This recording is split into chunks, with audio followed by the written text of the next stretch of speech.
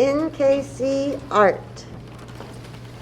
So, to create a habitat for your mixed up animal, go to your gallery and open up your animal from last week. You can go ahead and click on the bird that we traced last week, or the animal that we traced. Double click on that and then hit delete. We won't need that anymore.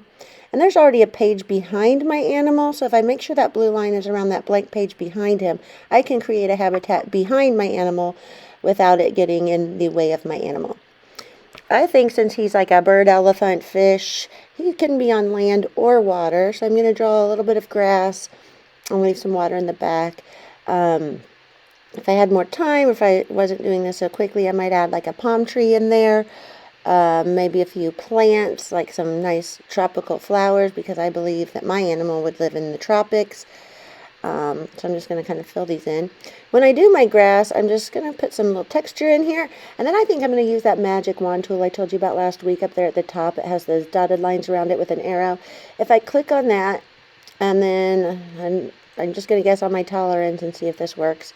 I'm going to touch down in my grass area, and it should highlight my grass area only with these little dotted lines that go around it, showing me I'm in my grass area. So then I'm going to get my color that I want, go down to my watercolor brush, and kind of fill in my grass with that. Last week I mentioned you could use a texture tool. If this area is highlighted with your magic wand, it keeps you from getting outside of your lines and keeps it right where you want it. I could even use a texture tool, like a little grass color or grass looking texture tool, maybe get a lighter color.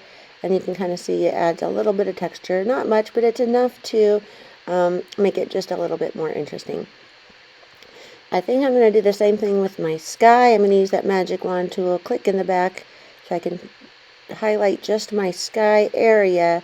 And then I can get like a blue, and I can go in the back.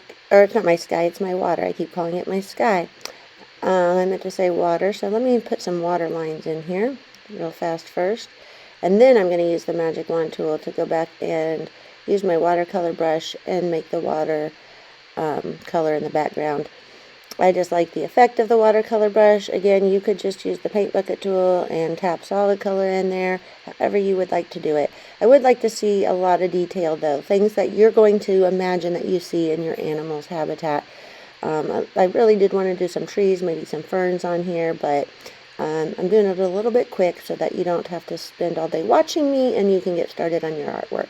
You could even do some shading this way, so if I get like a darker blue, I can go down to around like the beach area and make the water a little bit darker. I could even get like a lighter color, make some like foam from the waves crashing near the beach around there, just to add a little bit more detail to it. When you're all finished with your picture in your habitat, go ahead and go to the T tool and type your name on there so that I know whose project it is. After you put your name down there in the right hand corner, go up to the 3 lines at the top left, click on those, hit gallery, and save your work. Don't forget to submit your picture to Canvas.